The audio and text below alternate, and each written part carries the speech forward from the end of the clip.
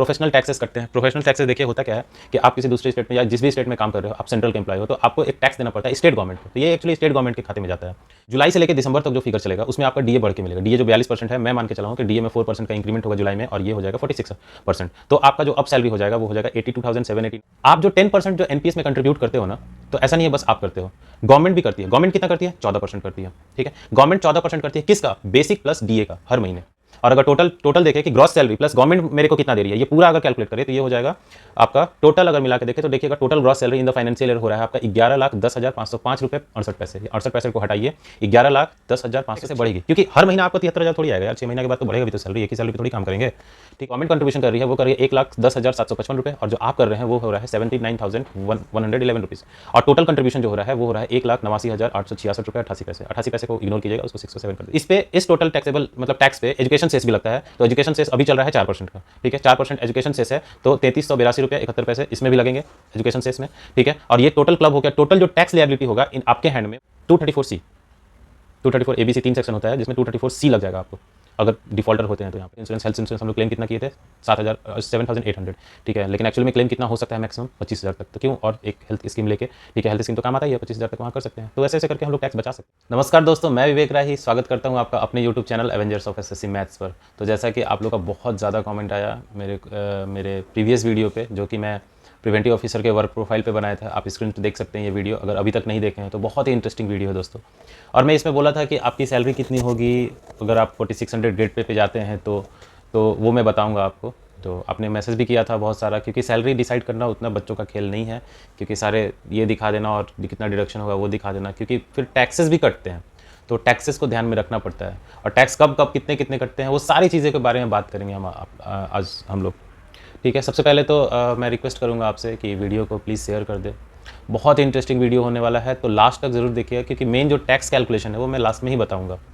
ठीक है, क्योंकि जब पूरा सैलरी का ग्रॉस सैलरी निकल जाएगा तभी टैक्स कैलकुलेशन हो सकता है, और मैं बताऊँगा। और फिर बताऊँगा कि कैसे हर मंथ आप दे के अपने टैक्स को एक ही बार ज़्यादा डिडक्ट होने से बचा सकते हैं। और भी बहुत सारे उपाय हैं, ठीक है, टैक्स बचाने के, वो में भी आगे डिस्कस करते हैं उस चीज़ के बारे में।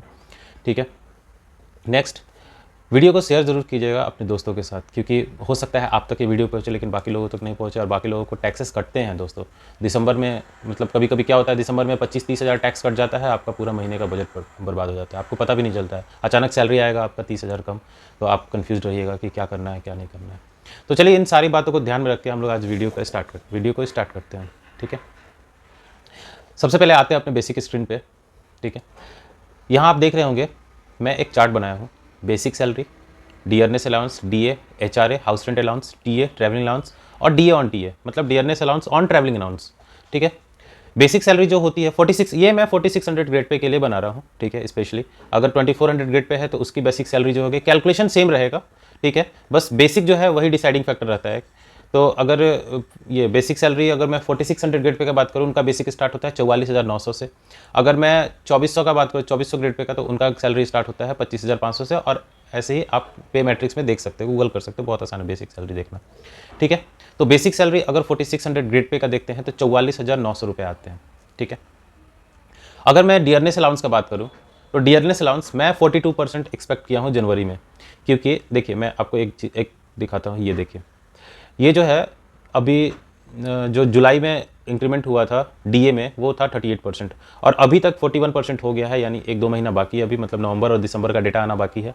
तो नवंबर दिसंबर का डेटा अगर मैं मतलब थोड़ा थोड़ा ले लूँ डेटा को, मतलब अप्रॉक्स में, तो ये 42% पहुँच जा रहा है। ठीक है, तो 42% हम मान के चलते हैं कि जनवरी में इंक्रीमेंट होगा आपकी सैलरी अगर जनवरी से स्टार्ट हो रही है तो।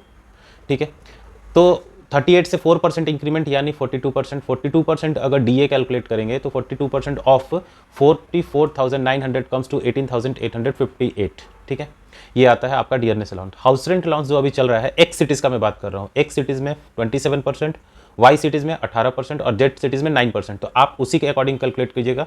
मैं यहाँ एक्स सिटीज़ का रेफरेंस लिया हूँ, मैं जो रेफरेंस लिया हूँ मैं पहले बता दे रहा हूँ आपको। ठीक है, तो एचआरए जो है अभी 27% चल रहा है, तो 27% ऑफ डीए यानी 27% of basic salary. Basic salary मतलब 44,900 का अगर 27% करेंगे दैट कम्स टू 12,123 रुपये। ठीक है, अब आते हैं ट्रैवलिंग अलाउंस पे। ट्रैवलिंग अलाउंस 4600 ग्रेड पे को 3600 रुपये मिलता है फिक्स एकदम, तो 3600 रुपये आपको ऐड हो जाएगा, बशर्ते एक जगह दो जगह ज़्यादा मिलता है। ज़्यादा क्या मिलता है मैं बता रहा हूँ, वो सैलरी का कंपोनेंट नहीं होता है, वो आपको पेट्रोल अलाउंस मिलता है। अगर आप इनकम टैक्स इंस्पेक्टर में ज्वाइन कर रहे हो तो आपको पर मंथ 30 लीटर का पेट्रोल अलाउंस मिलेगा, 30 लीटर। और वो रेट कैसे, आप सोचेंगे रेट कैसे डिसाइड होगा, कहीं कुछ रेट कहीं कुछ रेट, तो उस महीने का जो भी एवरेज रेट है, ठीक है, पेट्रोल का, उस पर 30%, 30 लीटर पेट्रोल का, यानी मान लीजिए 100 रुपये पेट्रोल है तो आपको 3000 एक्स्ट्रा मिलेगा। बट वो सैलरी का कंपोनेंट नहीं होगा, मैं आपको बता दूं कि वो सैलरी में कहीं इंक्लूड नहीं होता है पेट्रोल अलाउंसेस। ठीक है, आते हैं next, DA on TA. DA on TA जो होता है वो ट्रैवलिंग अलाउंस का जितना परसेंट डीए चल रहा है उतना परसेंट ट्रैवलिंग अलाउंस पे मिलता है। यानी ट्रैवलिंग अलाउंस अगर 3600 रुपये है तो 3600 का 42% अगर करेंगे यानी दैट कम्स टू 1512 रुपये। तो ये आपका जो भी सैलरी था वो हो गया 80,993 रुपये। ये सैलरी था basic, DA, HRA, TA, DA on TA. ठीक है, अब आते हैं हम लोग डिडक्शन पे। देखिए सैलरी तो आता है, प्लस में डिडक्शन भी होता है। तो क्या क्या डिडक्शन होता है वो हम लोग देखते हैं। देखिए इसमें ये डिडक्शन का चार्ट है। अगर डिडक्शन देखेंगे तो ये होता है, सबसे पहला तो एनपीएस यानी नेशनल पेंशन स्कीम, 2012 के बाद जिनकी भी ज्वाइनिंग हुई है वो नेशनल पेंशन स्कीम में आते हैं। ठीक है, पहले जीपीएफ चलता था, ठीक है, अब लेकिन वो ये एनपीएस चलता है, जो न्यू पेंशन स्कीम जो है, नेशनल पेंशन स्कीम कहते हैं उसको, वो। तो ये कितना कटता है, ये कटता है आपका basic plus DA, basic plus DA का 10%, यानी 44,900 प्लस 18,858 का 10%। अगर 10% कैलकुलेट करेंगे तो दैट कम्स टू 6,375.8। लेकिन ये 0.8 वाला कहानी नहीं रहता है, ये 6,376 होगा। मैं फार्मूला यूज़ किया हूँ इसलिए वो आपको, मैं एक्सेल शीट पे जब बना रहा था तो मैं फार्मूला डाला था बस, इसलिए वो पॉइंट में फिगर आया हुआ है। खैर उस पॉइंट को इग्नोर कीजिएगा, मतलब 1-2 रुपये का फर्क पड़ सकता है इसमें। ठीक है, नेक्स्ट आपका कटता है सीजीएचएस, जो मैं बोला था central government health scheme, CGHS, वो कटता है। वो जो होता है वो फिक्स कटता है 650 रुपये। आपका 4600 ग्रेड पे हो तो, 2400 ग्रेड पे हो तो 250 रुपये कटते हैं। ठीक है, इसी तरह से अगर 4200 में शायद 500 कटते हैं, ऐसे कटता है। सीजीईआईएस है वो भी 30 रुपये कटता है। प्रोफेशनल टैक्सेस कटते हैं। प्रोफेशनल टैक्सेस देखिए होता क्या है कि आप किसी दूसरे स्टेट में या जिस भी स्टेट में काम कर रहे हो, आप सेंट्रल के एम्प्लॉय हो तो आपको एक टैक्स देना पड़ता है स्टेट गवर्नमेंट को, तो ये एक्चुअली स्टेट गवर्नमेंट के खाते में जाता है। ठीक है, ये है 200 रुपये पर मंथ, लेकिन एक मंथ अप्रैल में, ठीक है, 300 का होगा, क्योंकि टोटल उसको करना है कितना, 2500 काटना है एक साल में। एक साल में 2500 काटना है, इसका मतलब क्या हुआ, हर महीना अगर 200 कटे तो 12 दूनी 24, और एक महीना एक्स्ट्रा 100 रुपये काटना पड़ेगा, यानी एक महीना का भी 300 का कटेगा, लेकिन हर महीना 200 का कटेगा। ठीक है, तो ये कितना हो गया, 200 रुपये। और कुछ यूनियन चार्जेस भी रहते हैं। ठीक है, लेकिन देखिए आप जब भी आप ग्रुप सी लेवल या ग्रुप बी लेवल जो भी हो आप, ठीक है, जो भी ऑफिसर, मतलब ऑफिशियल हो, ऑफिसर तो बने नहीं हो अभी, ठीक है, तो आप मतलब गैजेटेड पे नहीं पहुंचे हो तो आपकी एक यूनियन होती है। ठीक है, आईआरएस लोगों की नहीं होती है, जो यूपीएससी से आते हैं उनकी यूनियन नहीं होती है, लेकिन आपकी यूनियन होगी। ठीक है, जैसे इनकम टैक्स में बात करो तो इनकम टैक्स एम्प्लॉयड फेडरेशन, आईटीईएफ कहते हैं उसको। ठीक है, और भी अलग अलग जगह पे अलग अलग नाम है, मुझे उतना आइडिया नहीं है नाम क्या क्या है, लेकिन कस्टम एम्प्लॉयमेंट फेडरेशन ऐसे कुछ करके होगा, मुझे याद नहीं है। ठीक है, तो उस यूनियन का भी चार्जेस कटता है, क्योंकि यूनियन आपके लिए कभी कभी लड़ती है, कभी आपको कोई ऑफिसर परेशान कर रहे हैं या मतलब कुछ ऐसा आपके साथ हो रहा है जो कि नहीं होना चाहिए, तो आप यूनियन में जाके मतलब कंप्लेन कर सकते हैं, जहाँ से आपको वहाँ से अच्छे रिजल्ट मिलेंगे, मतलब वो लोग आपके लिए स्टैंड ले लेंगे। ठीक है, लेकिन वो स्टैंड ऐसे नहीं लेते हैं, उनका एक चार्जेस रहता है पर मंथ, वो कटाना पड़ता है आपको, क्योंकि यूनियन के पास भी बहुत सारा मुद्दा होता है जो कि वो जाते हैं दिल्ली जाके वहाँ से रिजॉल्व करवाते हैं। आप सुनते होंगे कि union versus government of India के बीच में थोड़ा क्लैशेस हो गया है। ठीक है, यूनियन लड़ाई कर रही है, मतलब प्रमोशन को लेके यूनियन हंगामा करे, कभी कभी नारेबाजी होता है, तो वो सब कौन करता है, यूनियन ही करते हैं, तो उसके भी चार्ज कटते हैं। ठीक है, वो कितना कटता है, मेरे डिपार्टमेंट में अगर बात करूँ इनकम टैक्स में तो 70 रुपया है। हर डिपार्टमेंट का अपना अलग अलग है, तो जनरली 100 के नीचे ही होता है, कहीं 70, कहीं 50, कहीं 80, कहीं 30, कहीं 40, इस तरह से। ठीक है, तो वो डिफर कर सकता है, मैं एक 70 लिया हूँ एवरेज वैल्यू। ठीक है, तो ये आपका डिडक्शन हो गया। टोटल डिडक्शन कितना हुआ, 7,325 रुपया 8 पैसे 80 पैसा। ठीक है, 80 पैसा को इग्नोर कीजिएगा, 7,326 रुपया मान लीजिए इसको। अगर टोटल में डिवाइड करूँ, टोटल में माइनस करूँ, आपका 80,900 कितना था, 80,993 और 7,325.8 में से अगर माइनस करो तो टोटल इन हैंड सैलरी जो आती है आपका वो आएगी 73,667 रुपये। ये टोटल इन हैंड सैलरी होगी आपकी। ठीक है, लेकिन इन हैंड सैलरी तो मैं बता दिया, और यही लोग देखते हैं 73,000 इतना रुपये, मैं जैसा कि पिछले वीडियो में भी बताया था। ठीक है, लेकिन एक्चुअली होता नहीं है इतना। ठीक है, इस पर बहुत सारी चीज़ें होती हैं, आते हैं हम लोग सीखते हैं क्या क्या होती है।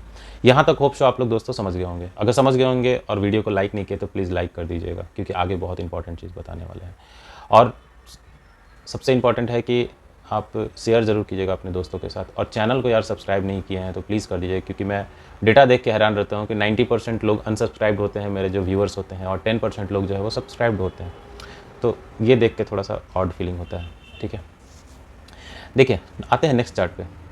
आप देख सकते होंगे स्क्रीन पे, आपको जो सैलरी है हमेशा 73,000 जो भी 667 बोले वो उतना नहीं मिलेगी। ठीक है, वो बढ़ता भी है। ठीक है, कब बढ़ता है मैं बताता हूँ। मानते हैं हम एक कैलकुलेशन लेके चल रहे हैं, पहले मैं क्या एज्यूम किया हूँ बता दे रहा हूँ। मैं एक कैलकुलेशन लेके चल रहा हूँ कि जुलाई में डीए का इंक्रीमेंट होगा, क्योंकि डीए हर 6 महीना पे रिवाइज होता है। अभी चल रहा है 38%, जनवरी में ये 42% हो जाएगा। तो मान के चलते हैं कि जुलाई में वो 46% होगा, और फिर उसके अगला जनवरी यानी जनवरी 2024 का अगर बात करें तो वो हो जाएगा 49% अप्रॉक्स। ठीक है, इतना हो जाएगा। मैं मतलब ये नहीं है कि इतना ही हो जाए, हो सके 48% या हो सके 50% हो जाए। ठीक है, लेकिन 49 में लेके चल रहा हूँ। ठीक है, वो थोड़ा बहुत इधर उधर आएगा, 1-2% उतना ही लगभग रहेगा, 49 या 50 ही रहेगा। ठीक है, तो अगर ऐसे लेके चल रहे हैं, ठीक है, कि जुलाई के बाद वो 46% होगा, 4% इंक्रीमेंट होगा डीए में, ओनली डीए में। ठीक है, और इंक्रीमेंट जो होगा जनवरी में वो 3% होगा डीए में। ठीक है, डीए में 3% होगा, लेकिन बाकी सारी चीज़ें भी बढ़ेंगी। ठीक है, क्यों बढ़ेंगी? क्योंकि जनवरी में आपका 1 साल हो जाएगा। हर जनवरी से जनवरी 1 जुलाई में इंक्रीमेंट लगता है आपका इंक्रीमेंट, डीए का इंक्रीमेंट नहीं, आपके सैलरी बेसिक का इंक्रीमेंट। और जो डीए का इंक्रीमेंट होगा वो भी एप्लीकेबल होगा वहाँ पे, मतलब वो भी 49% से जाएगा डीए भी, और आपकी सैलरी भी बेसिक जो है वो भी 3% बढ़ जाएगी, क्योंकि आपका डिपार्टमेंट 6 महीना से ज़्यादा हो गया, इसलिए आपको इंक्रीमेंट लगेगा। हाँ, लेकिन ये कब? अगर आप जनवरी में जाते हैं तब। ठीक है, लेकिन अगर आप दिसंबर में ही ज्वाइन कर लेते हैं तो आपकी जो इंक्रीमेंट है वो जुलाई में लगेगी, या दिसंबर से और तो पहले ज्वाइन कर लेता है आपका इंक्रीमेंट जुलाई में लगेगी। तो वो चीज़ 3% जो होगा वो जुलाई से आप लोग कैलकुलेट किया। मैं जनवरी को रेफरेंस लेके चला हूँ। ठीक है, कि जनवरी में आपका मान लीजिए इंक्रीमेंट हो जाता है, ठीक है, 3% का, तो आपका जो अब बेसिक होगा, ठीक है, ध्यान से देखिएगा, आपका जो अब बेसिक होगा वो हो जाएगा आपका 46,200 रुपये। 44,900 से 3% करेंगे तो 46,200 समथिंग आता है, बट वो 100 के ये में फिगर में लिया जाता है उस चीज़ को। तो आपका इंक्रीमेंट जो है नेक्स्ट हो जाएगा आपका बेसिक 46,200 रुपये, और 46,200 रुपये तो उसी के अनुसार डीए भी उसका 49%, एचआरए उसका ये क्या कहते हैं 27% वैसे निकालेंगे। तो आपकी जो अभी बेसिक सैलरी होगी, ठीक है, वो हो जाए, मतलब टोटल सैलरी जो होगी वो हो जाएगी 86,679, जैसा कि आप पिंक वाले बॉक्स में देख रहे होंगे। ठीक है, उसमें मैंने लिखा है DA being calculated as 49% with 3% increment in July. ठीक है, सॉरी, ये with 3% increment in January, with 3% increment in January. ठीक है, ये हो गया। तो आपका जो यहाँ ग्रॉस सैलरी होगा, ठीक है, 3 महीना के लिए, देखिए मैं बता रहा हूँ, अप्रैल से जून कितना हो गया? 80,943। ये मैं ग्रॉस सैलरी कैलकुलेट कर रहा हूँ, याद रखिएगा, ग्रॉस सैलरी कैलकुलेट कर रहा हूँ। ठीक है, आपका कटना छटना क्या क्या कटा क्या क्या नहीं हुआ वो नहीं, इन हैंड सैलरी नहीं, मैं ग्रॉस कैलकुलेट करूँ। ग्रॉस कितना था? 80,993। 80,993 मल्टीप्लाइड बाई 3 करेंगे 3 महीना तक, क्योंकि अप्रैल मई जून, क्योंकि जुलाई में तो फिर आपका डीए का इंक्रीमेंट हो जाएगा तो आपका सैलरी थोड़ा बढ़ जाएगा। ठीक है, तो ये कितना हुआ? 2,42,900 ये 89 रुपये। ठीक है, नेक्स्ट देखते हैं, जुलाई से लेकर दिसंबर तक जो फिगर चलेगा उसमें आपका डीए बढ़ के मिलेगा। डीए जो 42% है, मैं मान के चला हूँ कि डीए में 4% का इंक्रीमेंट होगा जुलाई में, और ये हो जाएगा 46%। तो आपका जो अप सैलरी हो जाएगा वो हो जाएगा 82,789 मल्टीप्लाइड बाई 6 करेंगे तो ये हो जाएगा 4,96,734 रुपये। ठीक है, ये आपका जुलाई से लेकर दिसंबर तक हो गया। जनवरी से लेकर मार्च तक क्या होगा? मतलब एक फाइनेंशियल ईयर जो है अप्रैल से स्टार्ट होता है, मार्च में एंड होता है। तो जनवरी से मार्च तक क्या होगा? आपको इंक्रीमेंट भी मिलेगा 3% का, और डीए भी बढ़ जाएगा। तो आपकी सैलरी, आपकी ग्रॉस जो सैलरी है वो हो जाएगी 86,679 रुपीज़ मल्टीप्लाइड बाई 3 करेंगे 3 महीने के लिए, तो टोटल आपको पैसा मिलेगा उसमें 2,60,037 रुपीज़। ठीक है, ये आपका ग्रॉस सैलरी हो गया। प्लस आप जो 10% जो एनपीएस में कंट्रीब्यूट करते हो ना, तो ऐसा नहीं है बस आप करते हो, गवर्नमेंट भी करती है। गवर्नमेंट कितना करती है? 14% करती है। ठीक है, गवर्नमेंट 14% करती है, किसका? बेसिक प्लस डीए का, हर महीने। तो 14% ऑफ बेसिक प्लस डीए को अगर देखेंगे और मल्टीप्लाइड बाई 3 करेंगे अगर, तो अप्रैल से जून तक का कितना होगा? 26,700, ये कितना है? 26,778। अगर जुलाई से दिसंबर का देखेंगे तो 55,065, और अगर जनवरी से मार्च तक का देखेंगे तो ये है 28,911। ठीक है, या 12 अप्रॉक्स में, मैं अप्रॉक्स ले, पॉइंट का कैलकुलेशन हटा दीजिएगा। ठीक है, ये हो गया। और अगर टोटल देखें कि ग्रॉस सैलरी प्लस गवर्नमेंट मेरे को कितना दे रही है, ये पूरा अगर कैलकुलेट करें तो ये हो जाएगा आपका टोटल अगर मिला के देखें तो देखिएगा total gross salary in the financial year हो रहा है आपका 11,10,505 रुपये 68 पैसे। ये 68 पैसे को हटाइए, 11,10,506 रुपये। ठीक है, फिर से ध्यान देखिएगा, 11,10,506 रुपये, ये आपका हो गया total gross in hand salary in financial year. In hand salary sorry, total gross salary है ना फाइनेंशियल ईयर। फाइनेंशियल ईयर मतलब अप्रैल से लेके अगला मार्च तक, यानी अप्रैल 2023 से मान लीजिए तो मार्च 2024 तक। ठीक है, होप सो ये समझ गए होंगे अपनी ग्रॉस सैलरी कैसे कैसे बढ़ेगी, क्योंकि हर महीना आपको 73,000 थोड़ी आएगा यार, 6 महीने के बाद तो बढ़ेगा भी तो सैलरी, एक ही सैलरी पे थोड़ी काम करेंगे। ठीक है, नेक्स्ट देखते हैं। अब देखते हैं कि ग्रॉस सैलरी तो इतना हुआ, अब डिडक्शन क्या क्या होगा आपके सैलरी में से। ठीक है, डिडक्शन देखिए क्या क्या होता है। सबसे पहले तो एनपीएस।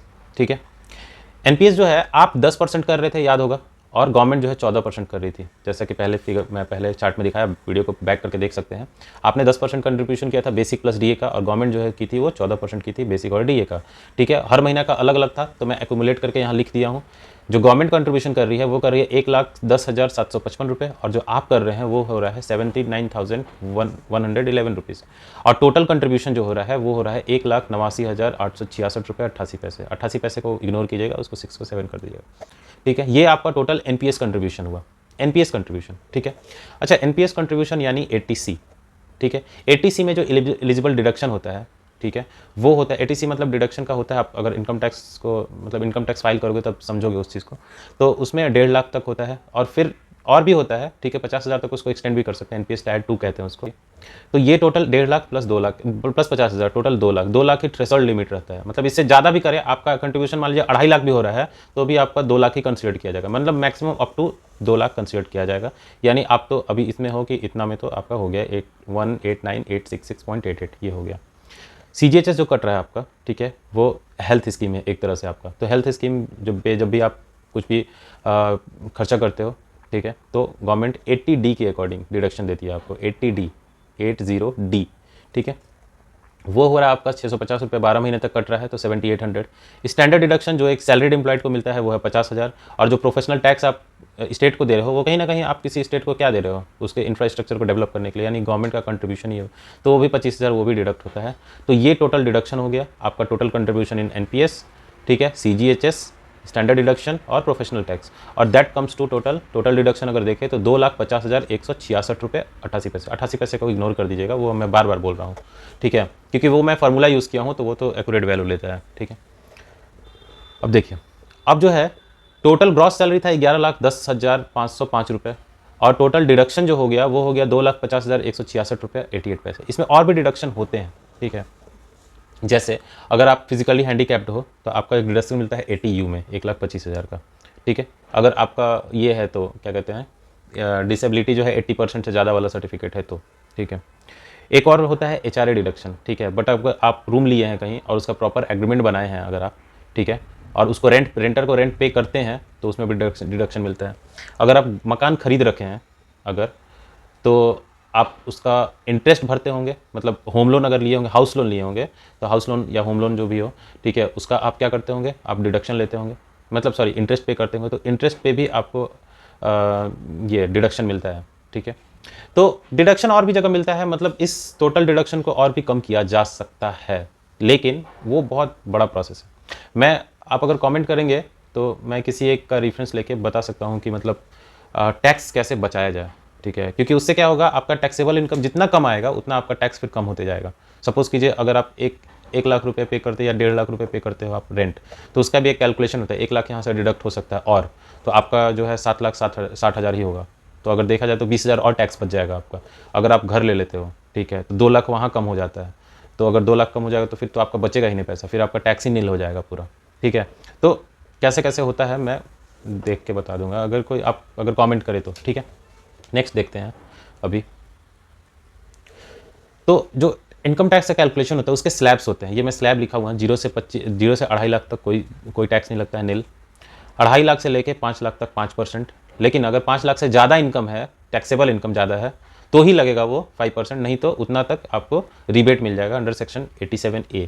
ठीक है, बट वो अभी यहाँ नहीं मिलेगा अभी, क्योंकि आपका टैक्सेबल इनकम जो है वो 5 लाख से ज़्यादा है। ठीक है, तो 0 से 2.5 लाख तक कितना होगा, 0 रुपीज़। 2.5 लाख से लेके 5 लाख तक, यानी 2.5 लाख का 2.5 से लेके 5 तक कितना होगा, 2.5 लाख।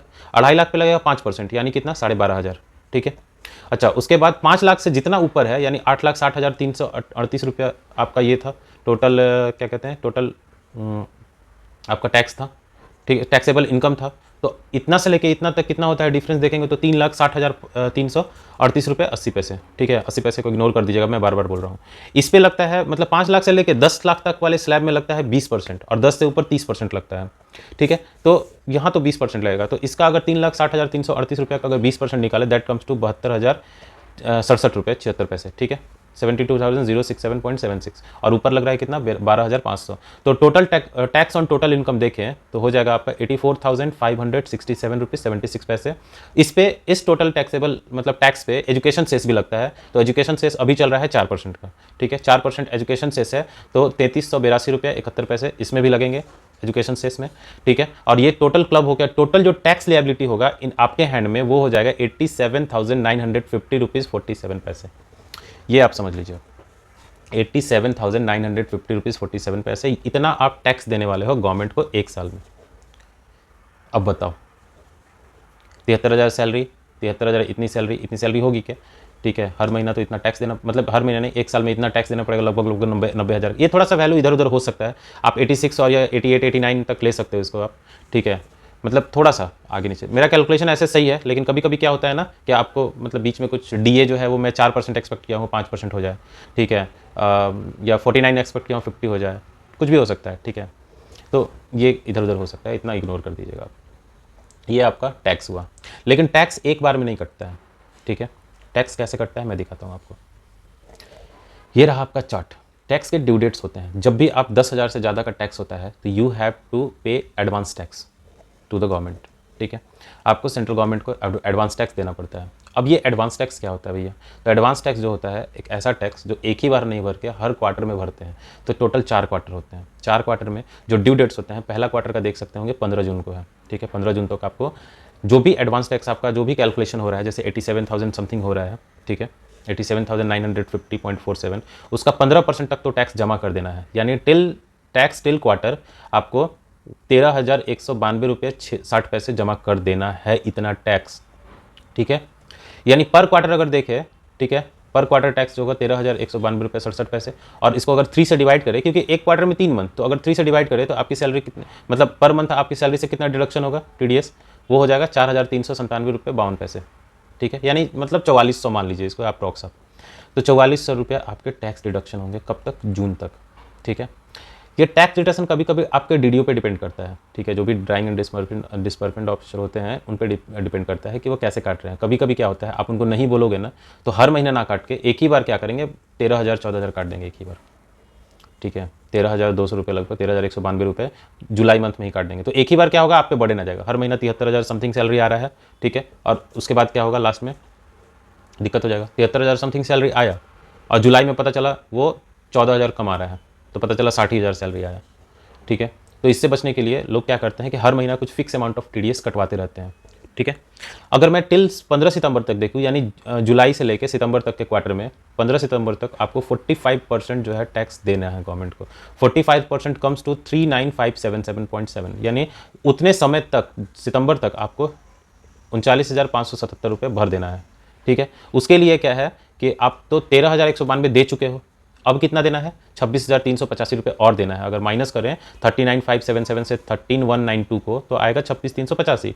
26,385 देना, और 26,385 को अगर 3 से डिवाइड करेंगे, यानी हर महीने कितने देना होगा आपको, 8,795, मतलब 8,800 अप्रॉक्स में मान के चले अगर, तो 8,800 आपको टैक्स देना होगा पर मंथ। अब आपकी सैलरी कितनी होगी, 73,000 से 8 घटा ले अगर, ठीक है, 8 नहीं, लगभग 9 घटाइएगा तो आपकी सैलरी होगी 64,000 इन हैंड। तो जो बोलते हैं ना कि माई सैलरी स्लिप, ठीक है, उससे बचिएगा बस। ठीक है, ये आपका टैक्स जाएगा। मैं फिर बता देता हूँ वही सेम चीज़ कि अगर ये टैक्स आपका हर महीने 9-9 हज़ार रुपया नहीं कट रहा है, ठीक है, तो आप कटवा लीजिएगा, क्योंकि ऐसा नहीं हुआ तो फिर सितंबर महीने में एक ही बार क्या होगा, आप पे बर्डन आ जाएगा, एक ही बार वो 27,000 काट के रख देंगे। याद रखिएगा इस चीज़ को। ठीक है, और अगर मान लीजिए जून और सितंबर में नहीं भी काटें, अगर नहीं काटते हैं ना, तो आप पे पेनल्टी लगेगा under section 234C। 234 ABC 3 section होता है, जिसमें 234C लग जाएगा आपको अगर डिफॉल्टर होते हैं तो यहाँ पे। 1% पर मंथ, ठीक है। तो दिक्कत में हो जाइएगा फिर यहाँ पे, क्योंकि फिर पेनल्टी भरना पड़ेगा। एक तो भर नहीं रहे हैं, ऊपर से पेनल्टी भर रहे हैं फिर, ठीक है। फिर दिसंबर तक आपको 75% देना पड़ेगा। आप देख सकते हैं 75%, यानी टोटल आपको 65,962 रुपीज़ देने पड़ेंगे। यानी टोटल अगर देखें तो टोटल टैक्स कितना हो जाएगा, 26,385.14। यानी इस बार भी इधर दिसंबर तक भी आपका 7,000 रुपये कटते जाएगा, 8,795 रुपये मिलेगा। और फिर मार्च तक अगर देखें तो मार्च तक आपको पूरा 100% टैक्स देना है। 100% कम्स टू 87,950। और पर क्वार्टर अगर देखें तो 21,987, और पर मंथ देखें तो 7,329 या 330, ठीक है, लगभग इतना। तो ये रहा आपका पर मंथ, आपका इतना इतना कटेगा जुलाई तक, सितंबर तक, दिसंबर तक और मार्च तक, ठीक है। तो इस चीज़ को ध्यान में रखते हुए आप अपनी सैलरी को एज्यूम कीजिएगा। मैं फिर से बता दूँ, अगर नहीं कटवाएं टैक्स, ठीक है, या डीडीओ गलती से नहीं काट रहा, वो भूल गया, तो वो लोग क्या करते हैं ना, भूल ही जाते हैं नॉर्मली, ठीक है। वो सोचते हैं कि चलो एक ही बार ना नवंबर में काटेंगे, नवंबर से काटना स्टार्ट करेंगे। और नवंबर दिसंबर में बता रहा हूँ मैं 25-30 हज़ार टैक्स काट के, और एक ही बार 3 महीना में ही 90,000 काट लेंगे आपका टैक्स। जो 87,985 रुपये है ना, तो 3 महीना में ऐसे करके, मैंने 88,000 मान लीजिए, तो 3 महीना में 25-25, 30-30 हज़ार करके टैक्स काट लेंगे, ठीक है। या 4 महीने में 22-22 हज़ार करके टैक्स काट लेंगे। तो 22,000 30,000 सैलरी कम आएगा तो यार बर्डन आ जाता है घर चलाने में, ठीक है। तो इस चीज़ से बचने के लिए सबसे इंपॉर्टेंट क्या है, जब भी जाएगा तो मेरा टैक्स कितना बन रहा है वो कैलकुलेट करके, और आप बोलिएगा कि मेरा 5-5 हज़ार TDS आप काटते रहो, लास्ट में जो बचेगा वो काटना, ठीक है। तो बड़े नहीं आएगा आपका। तो होप शो आपको ये कैलकुलेशन समझ में आया होगा, ठीक है। क्योंकि मेरे से जितना हो सका मैं बनाया चार्ट, और इनफैक्ट बता रहा हूँ मैं, मतलब कंटिन्यू ये पूरे कैलकुलेशंस को बनाने के लिए कंटिन्यू सुबह से लेकर शाम रात तक लगा रहा। इनफैक्ट मतलब कल मैं रात भर बनाया हूँ, 3-4 बजे सोया हूँ, ठीक है। तो आपको मेरी मेहनत दिख रही होगी अगर, तो प्लीज़ वीडियो को लाइक शेयर एंड सब्सक्राइब कर दीजिएगा चैनल को, ठीक है। क्योंकि चैनल यार सब्सक्राइब नहीं करते आप लोग, प्लीज़। ये बहुत मतलब थोड़ा सा इरिटेटिंग तो नहीं कहेंगे, मतलब थोड़ा सा बुरा लगता है इस चीज़ के लिए कि यार मेहनत तो करते ही हम, ठीक है, बट उसका फल मिलता है तो मोटिवेशन भी मिलता है अंदर से, बट वो मोटिवेशन जो है फिर डीमोटिवेशन में बदल जाता है, ठीक है। शेयर ज़रूर कीजिएगा दोस्तों के साथ, जो भी आपके मतलब ये ऐसा एक वीडियो है, एक कैलकुलेशन में बता दिया आपको पूरा। अब आपका बेसिक जो भी है उससे आप कैलकुलेट कर सकते हो। अगर वीडियो को ध्यान से देख लो और सारे चार्ट को आप, मैं तो कहूँगा स्क्रीनशॉट लेके आप इसको स्टडी करो एक बार, ठीक है। तो आपकी बेसिक चाहे जो भी हो, आप अपने पापा का भी सैलरी टैक्स कैलकुलेट कर सकते हो आप, ठीक है। आप अपनी मम्मी का, दीदी का, या किसी का भी उठा के कर सकते हो। तुम्हारा बेसिक कितना है, इतना इतना परसेंट HR, इतना परसेंट DA, स्टार्ट होता है बस बेसिक से। बेसिक सैलरी पता होगा, बाकी सब चीज़ बन जाएगा अपने आप, ठीक है। क्योंकि बाकी सब चीज़ के फिक्स ये हैं कैलकुलेशन से, ठीक है, तो वो मिल जाएगा। तो टैक्स को ध्यान में रखिएगा, फाइनली यही कहना चाहूँगा। मिलते हैं फिर, आप लोग जो भी डाउट होगा वो कमेंट में पूछेगा, मैं कमेंट का रिप्लाई हमेशा करता हूँ, आपको जैसा पता है। और सबसे इंपॉर्टेंट बात, और टैक्स को कैसे बचाएं, कहाँ कहाँ बचता है टैक्स, ठीक है। मतलब अगर मान लीजिए इतना टैक्स यार कट रहा है, इतना गवर्नमेंट को ऐसी पैसा दे रहे हैं, अगर थोड़ा सा LIC में इन्वेस्ट करते हैं, सुने होंगे आप लोग कि टैक्स बचाने के लोग LIC में इन्वेस्ट कर देते हैं। थोड़ा कोई कहीं डोनेशन कर दे यार, मतलब ठीक है, कुछ अनाथालय में डोनेशन कर दो 10,000, ठीक है, इतना कमा ही रहे हो तो वहाँ भी आप टैक्स बचा लेंगे, ठीक है, डोनेशन में। आप एक घर ले लेते हैं, ठीक है, तो आपका पूरा टैक्स 2 लाख रुपए कम हो जाता है, टैक्सेबल इनकम, यानी 40,000 वहाँ से, नहीं 2 लाख का कितना, हाँ 40,000 टैक्स और कम कर लेंगे आप, तो जो 87 दे रहे हैं वो 40,000 कम हो जाएगा, ठीक है। तो बहुत सारा चीज़ है जहाँ पे टैक्स बचाया जा सकता है, ठीक है। जैसे और भी है, 80D है, जहाँ पे हेल्थ इंश्योरेंस हम लोग क्लेम कितना किए थे, 7,800, ठीक है। लेकिन एक्चुअली में क्लेम कितना हो सकता है, मैक्सिमम 25,000 तक। तो क्यों, और एक हेल्थ स्कीम लेके, ठीक है, हेल्थ स्कीम तो काम आता ही है, 25,000 तक वहाँ कर सकते हैं। तो ऐसे ऐसे करके हम लोग टैक्स बचा सकते हैं, ऐसा नहीं है, ठीक है। तो कहाँ कहाँ टैक्स बचता है, क्या क्या होता है, अगर वैल्यूएबल कमेंट्स आएगा तो मैं देखता हूँ, इस पर भी वीडियो मैं एक बना दूंगा, मतलब कैसे कैसे होता है, आप उसको समझ जाएगा तो बढ़िया है। ये वीडियो आई होप सो समझ में आया होगा, ठीक है। चलिए मिलते हैं फिर, thank you, bye bye, have a nice day.